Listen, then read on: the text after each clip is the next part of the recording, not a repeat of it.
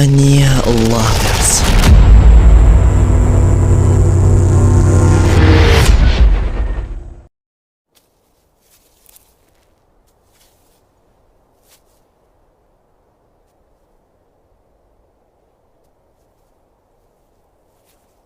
Kechki ziyofat paytida iloji boricha graf Lavven meni tanib qolmasligi lozim.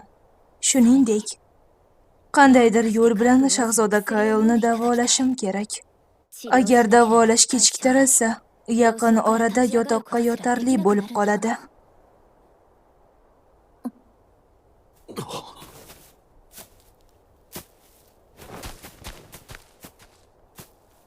Qanday ajablanarli.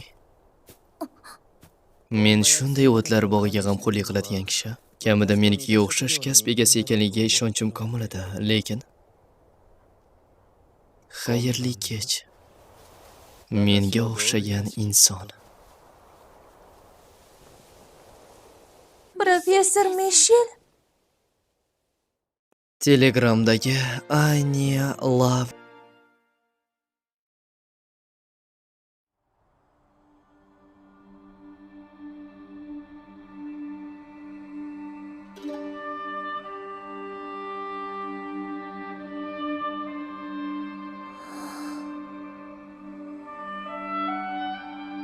Xo'sh, nima fikrdasan? Tadqiqotlaringga yordam bera oldimmi? ha, anchagina. Buni eshitganimdan xursandman. Shuncha yo'lni bosib o'tganingiz uchun professor uzr so'rayman. Nega kechirim so'rayapsan? Sen axir meni talabamsan-ku. Aynan shu sababdan nimani istasang shuni ko'rsatmoqchiman. Agar bilmagan narsang bo'lsa, men senga o'rgataman. Agar o'z kuching bilan bunga erishmoqchi bo'lsang, men aralashmayman.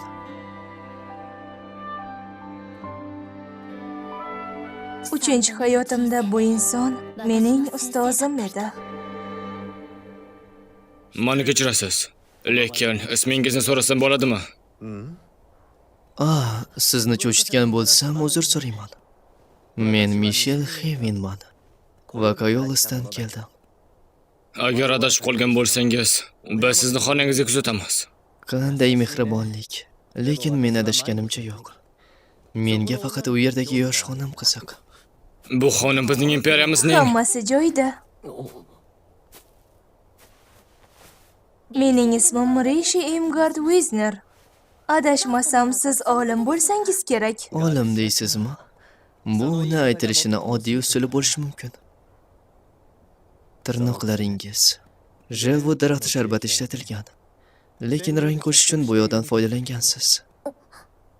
Xo'sh, uni qattiqlashtirish uchun nimadan foydalandingiz? Biroz o'simlik qoldig'i va nektardan qo'shdim. Keyin esa ularni yelim bilan aralashtirdim. Pufakchalar paydo bo'lmasligi uchun kris bargidan bosh tortdingizmi? Bu haqida allaqachon bilganga o'xshaysiz. Bu mantiqqa asoslangan nazariyadan boshqa narsa emas. Sizni fikringizcha estom ashrasini aralashtirsa nima bo'ladi? Menimcha yanada qattiqlashadi. Bu lekin faqatgina gipoteza. Haqiqiy natija uchun tajriba qilib ko'rish kerak. Siz juda ham ajoyibsiz, yosh xonim. Agar iloji bo'lsa, sizni shogird sifatida qabul qilmoqchiman. Agar qarshi bo'lmasangiz, bu yerdaligingizda qo'shimcha maslahat olib tursam maylimi? Ha, umuman qarshi emasman. Sizga katta rahmat. Demak, ustoz Heaven endi mening professorim bo'ladi. Ustoz deysizmi? Bu qiziq tuyuladi. Men uni yana professor deb chaqiradigan kun kelishini xayol ham qilmagandim.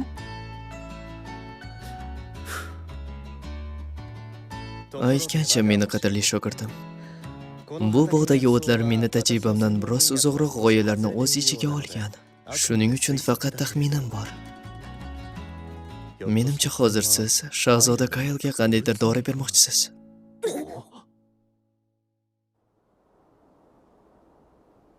Risha xonim, men sizni bir kunda 2 marta ko'rish baxtiga muyassar bo'laman deb o'ylamagan edim. Rasmiyatchilikni hojati yo'q, istaganingizcha gapiring. Unda, agar so'zingizga ishonsak.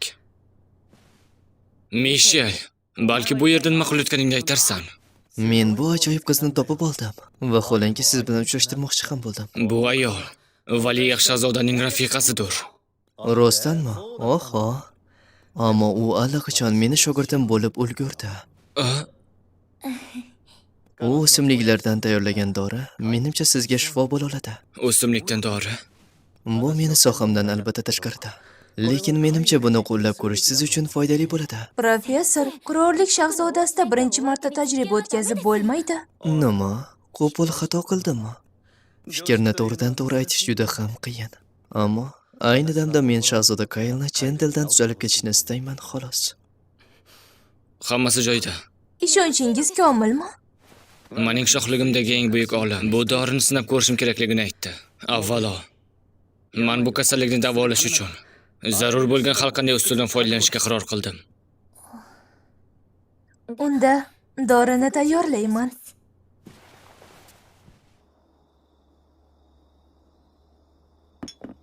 Marhamat. To'g'risini aytsam, dori bilan bog'liq bir muammo bor. Iltimos buni bizga ayting. Bu dori ta'mi sizga yoqmasligi mumkin. Lazzat nihoyatda g'azablantiradimi? Hammasi shu xolosmi? Shahzoda Kayl bilan hammasi yaxshi bo'ladi. Axir u juda ham kuchli bola. Bundan tashqari juda ham mehnatsevar, to'g'rimi? Reysha xonim, agarda bu menga beriladigan sinov bo'ladigan bo'lsa, men buni butun kuchim va ruhim bilan yengishim kerak. Hammasi yaxshi, keling uni o'zim ichirib qo'yaman. Professor, shoshmang. Avval unga suv qo'shib ko'ring.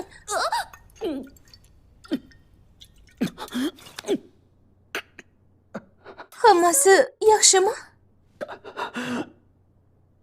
Men yaxshiman. Xo'sh, Kayl, uni mazasi qanday? Ta'mi qanaqa ekan? Achchiq bilan nordon ikkisi aralash. Otxonaga o'xshagan qanaqadir badbo'y hid ham kirib keldi. Keyin uni yutgandan so'ng g'alati shirinlik tilni shilimshiqday o'rab Buni oldi. tushuntirishingiz shart emas, iltimos. Bu men uchun Kimdir qiziq, suv olib aytishda davom kelsa-chi? etavering. Hozir. Qani, yana bir qultum. Ustoz!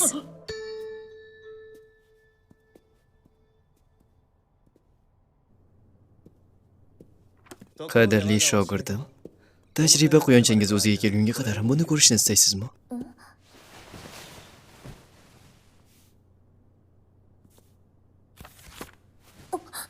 Professor, axir bu Bu meni tadqiqot yozuvlarim. Buni Kayl tushunishi juda ham qiyin. U buni ko'rganida buni hech kim tushuna olmaydi deb aytdi. Sen haqiqatan ham eng qiziqarli qizsan.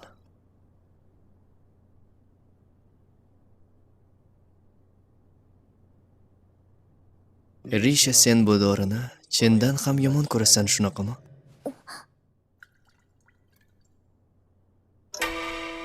Sen aqlli qizsan. Agar senda kamchilik bo'lsa ham, bu o'zingni o'ylamasdan, tinch aholini xursand qilish uchun o'zingni ayamasliging bo'lishi mumkin. Boshqalarni baxtli qilish uchun qilayotgan ishlaringni xato deb aytishim mumkin emas.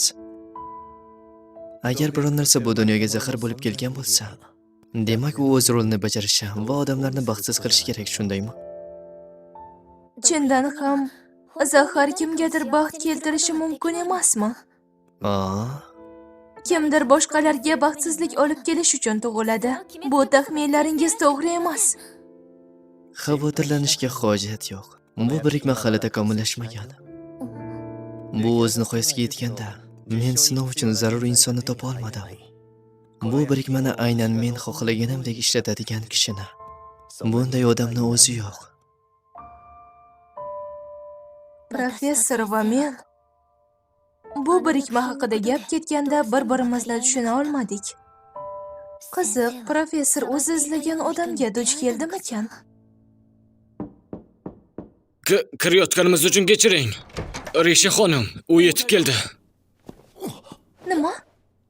Risha, biz ketyapmiz. Shahzoda Arnold? Nega bu yerda siz janob oliylari?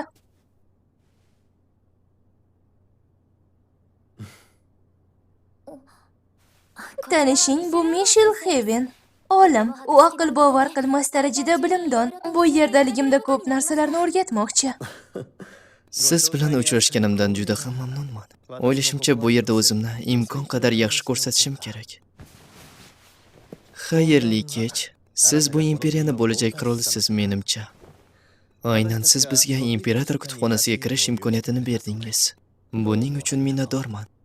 Agar meni ayolim bilan bilim almashish uchun nimadir talab qilsangiz, istaganingizni so'rang. Men uni sotib olaman. Agar shunaqa bo'lsa, iltimoslarimni chek-chegarasi bo'lmas ekan. Nega birdan oldimga keldingiz? Baribir qaytayotgandim. Nima, har doim tashqariga chiqish sen uchun odatmi? Ishimga berilib ketsam, vaqtni yodimdan chiqarib qo'yaman. Lekin bugun tushgacha uxladim, shuning uchun xavotir olmang. Buni ol.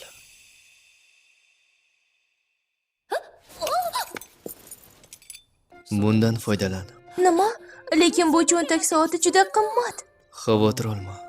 Uni olib yurish anchagina qulay bo'lgani uchun uni janglarda foydali deb o'ylaganman. Janglar deganda haqiqiy jang maydonini nazarda tutyapsizmi? Ha. Bunga shubha bilan qaraydiganlar hali ham mavjud. Lekin nima bo'lganda ham bu vaqtni belgilaydigan vosita.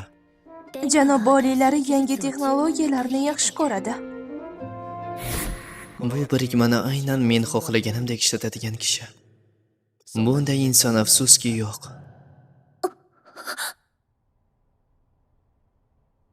Nima bo'ldi? Hech narsa. Marhamatingiz uchun rahmat, buni olaman. O'ylab qarasam, o'simlikshunoslik bo'yicha ustozim ham buni yaxshi deb hisoblaydi. Seni ustozing?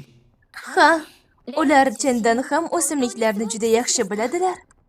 Bu odamni seni ustozingdan qanday farqi bor? Professor Mishel o'simlikshunos emas. Garchi tadqiqotlarda o'simliklardan foydalansa ham, Xo'sh, unda u o'zi kim? dunyodagi barcha moddalarni yaratadi va tadqiq qiladi. U shunday olim. Yangi moddalar yaratadi deysanmi? Ochig'ini aytganda, uning niyati boshqa moddalardan oltin yaratish bo'lmasa-da, uning qilayotgan ishlarini inobatga olgan holda biz uni alkimyogar deya olamiz.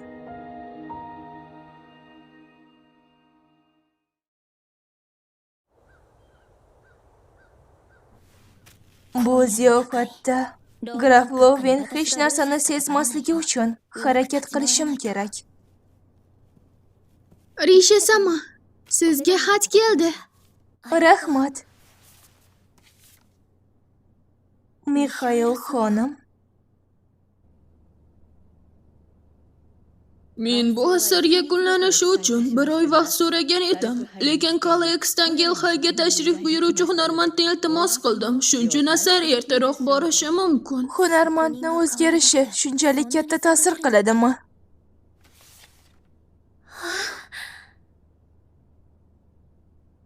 Qanday go'zal.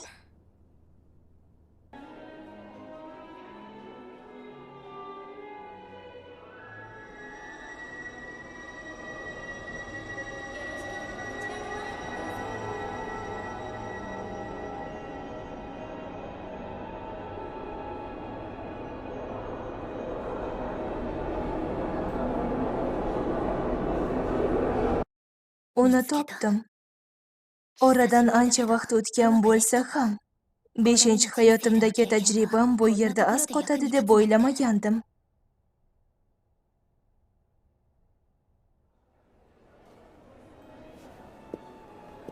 Diqqatimni jamlashim kerak. Graf Lovendan o'zimni olib qochayotganimni hech kim sezmasligi lozim. Xayrli kech. Tanishganimdan mamnunman, Risha xonim. Ochig'ini aytsam, bu men uchun ko'proq sharaf, Lord Wildman. Onamdan eshitganlarimdan so'ng siz bilan uchrashishni intiqlik bilan kutayotgandim. Sizning onangizdan?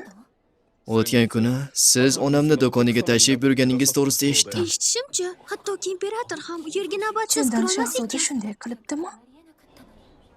Aytmoqchisizki, Men bu do'konning egasi, Mixail Laure Veilman.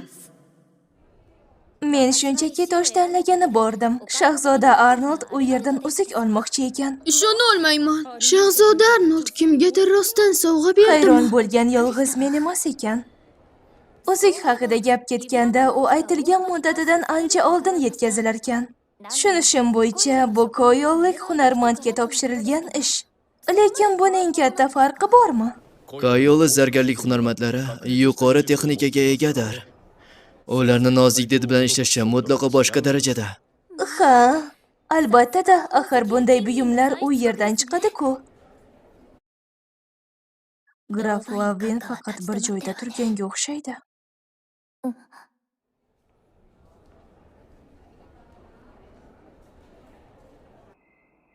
Shahzoda Arnold, iltimos, Koyelis uchun o'z kuchingizni berasizmi? Pul yoki tibbiy yordam ko'rsatishning o'rniga biz Galxeynning harbiy yo'l bilan yordamini olishni istaymiz. Ma'lumki, Koyelisning harbiy kuchi deyarli umuman yo'q. Bizning shohligimiz mavjud bo'lishiga ruxsat berilganining sababi biz qimmatbaho tosh va metallar bilan ta'minlaymiz. Agarda bizga qo'shni bo'lgan boshqa xalqlar xohlasa, bizni istalgan vaqtda yo'q qilishlari mumkin. Men bizni bu vaziyatdan xalos qilmoqchiman. Fuqarolarimizni himoya qilish uchun qo'lga kiritmoqchiman. Demak, so'zlaringizga qaraganda Kayolis Galxayn bilan ittifoq tuzmoqchimi? Xuddi shunaqa. Nimadir maqsad borligini bilgandim. Kasallikdan zaiflashgan tanangizni shu sababni deb bu yerga sudrab keldingizmi? Tinchlik sabab zaiflashib qolgan qirollik oilasi mavjudligi juda ham shubhali. Agar munozarani faraz qilsak, Kayolis bizning imperiyamizga nima olib kelmoqchi? Biz sizning imperiyangizga qimmatbaho toshlar va metallar eksport qilishga va'da beramiz. Shohligimiz boshqa hech qanday foyda keltirmasa ham. Bu ish bermaydi, Shahzoda Kayol. Siz umuman yolg'on gapira olmaysiz. Meni kuldirma. Agar seni o'rningda bo'lganimda, men ushbu taklifga amal qilish muddatini qo'shgan bo'lardim. Qirollikka katta foyda olib kelinadigan toshlar foydasidan qat'iy nazar cheksiz ravishda olib kelina olmaydi. Bu Nega bunday taklif bilan kelganing hammaga ayon. Kayolis mineral resurslari allaqachon qurib bitgan, shundaymi? Bu haqiqat. Buni juda ham yaxshi tushunasan. Seni harakatlaring ahmoqlarga xosdir. mening hayotim uzoqqa davom etmaydi deb qo'rqaman. Mening qirollik oilamda yangi hayot tug'ilish arafasida. O'sha bolaning kelajagi uchun, xalqimizning tinchligi uchun men hozir qo'limdan kelganini qilishim kerak. Men o'rganganlarimga ko'ra, Shahzoda Arnold, siz o'z xalqingizga g'amxo'rsiz. Ularga doim yordam qo'lini cho'zadigan hukumatni boshqarasiz. Agar bu siz bo'lganingizda, Boshqa muhokama qilishni xohlamayman. iltimos shoshmang. Iltimos, Shahzoda Arnold. Iltimos, Koyelsga yordam bering. Sen nimadadir adashayotgan ko'rinasan. Boshqa davlatga yordam qo'lini cho'zish o'rniga uni bosib olish va nazorat qilish. Bu menga ko'proq mos keladi. 5 yildan so'ng Shahzoda Arnold imperator bo'ladi va butun dunyoga urush ochadi. Galxen Kayolis bilan jang qiladi. Va juda ko'p qon to'kiladi. Lekin Shahzoda Kayol Shahzoda Arnoldga ittifoq tuzishni taklif qildi. Balki bu kelajakni o'zgartirish uchun debochadir. Weisner. Men bu qirollikni himoya qilmoqchiman. Buni amalga oshirish uchun hamma narsani qilishni niyat qildim. Bu dunyoda tug'ilgan, o'z vaqtidan tashqarida yashagan odam sifatida bajarishim kerak bo'lgan vazifalarim bor. Shahzoda Kayol Kayolisni butunlay Galxenga topshira olmaydi yoki tobe davlat ham qila olmaydi. Shu sabab ikkala xalqni bir kishi nazorat qilishiga to'g'ri keladi. Agarda teng huquqli munosabatlar yaratilmaydi,